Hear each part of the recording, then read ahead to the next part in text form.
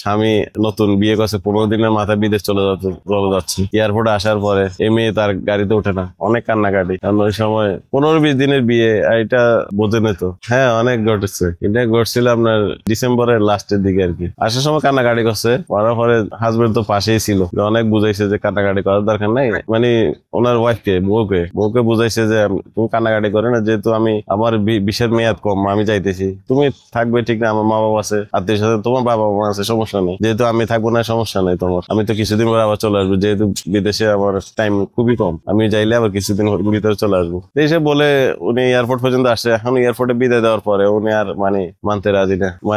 স্বামী চলে যাইতেছে, এটার আবেগটা ধরে রাখতে পারতেছেন না আর কি। তারপর আর কি আত্মীয় স্বজন আছে, ওনারা বুঝে সুঝে গাড়িতে করে আবার নিয়ে গেছেন।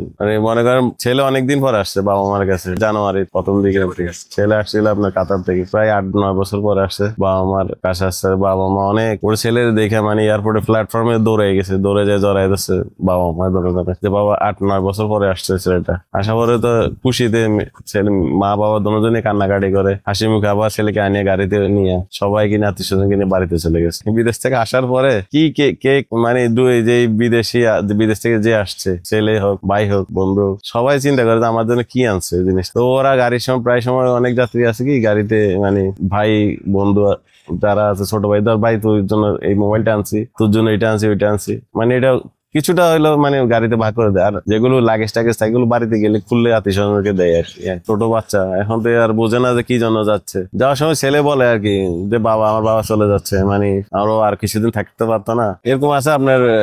মনে করেন ওনার বাবা দেশে আছে, বাবা মারা গেছে, হঠাৎ করে উনি আসতে হইতেছে, উনি বিদেশ থেকে ইমার্জেন্সি টিকিট কেটে বিদেশ থেকে বাংলাদেশে আসছে। আসার পরে উনি আমাদের গাড়িতে ওঠার সময় দিচ্ছে না, বাড়ি থেকে এখানে চলে যাবে, যেহেতু বাড়ি এখান থেকে আমাদের চট্টগ্রাম এয়ারপোর্ট থেকে রাঙ্গুনিয়া দূরত্ব অনেক 65 কিলোমিটার। এ পারে না যে 2-4-5 মিনিটে ওনার বাবার কাছে চলে যাইতে। এরকম তো আছে যে আপনার সে আসছিল যে ওমান থেকে এসে দেখছে তার বাবা মারা গেছে আগেই শুনছে উনি, তাৎক্ষণিক উনি ফ্লাইটে করে ইমার্জেন্সি টিকিট কেটে চলে আসছে আর কি। ওনার বন্ধু ভাই 2জন আসছিল, আসার পরে ওনাদের রিসিভ করার জন্য, রিসিভ করে এয়ারপোর্ট থেকে রিসিভ করার জন্য ওই সময় ওনার হৃদয় ভিতরে কান্না কাকে বলে, বন্ধুকে বলতেছে আমার বাবা মারা গেছে, তোরা কি কোথায় ছিলি?